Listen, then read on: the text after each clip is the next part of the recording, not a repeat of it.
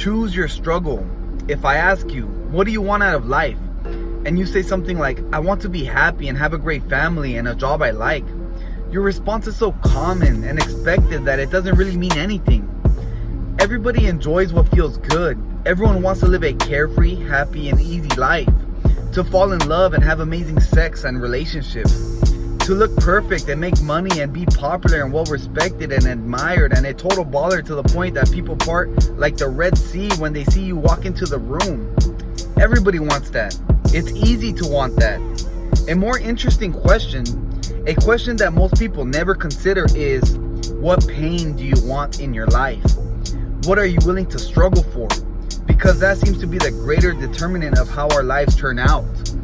For example, most people want to get the corner office and make a boatload of money, but not many people want to suffer through the 60-hour work weeks, long commutes, obnoxious paperwork, and arbitrary corporate hierarchies to escape the confines of the infinite cubicle hell.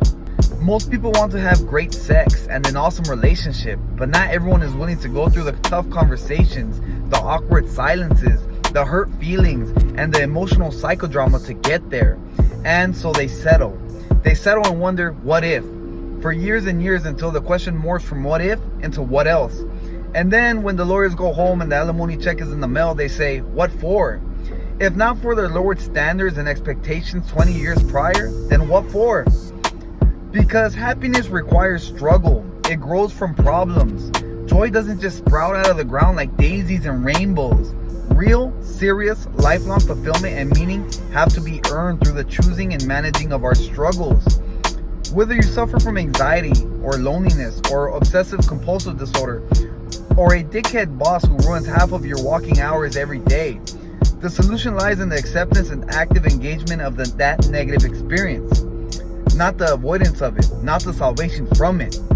People want an amazing physique, but you don't end up with one unless you legitimately appreciate the pain and physical stress that comes with living inside the gym for hour upon hour. Unless you love calculating and calibrating the food you eat, planning your life out on tiny plate-sized portions.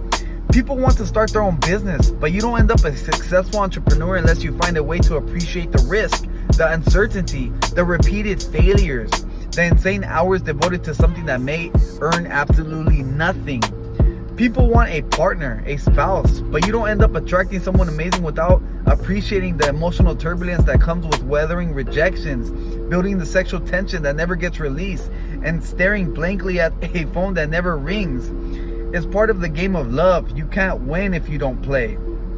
What determines your success isn't what do you want to enjoy. The relevant question is, what pain do you want to sustain? The path to happiness is a path full of shit heaps and shame. You have to choose something. You can't have a pain-free life.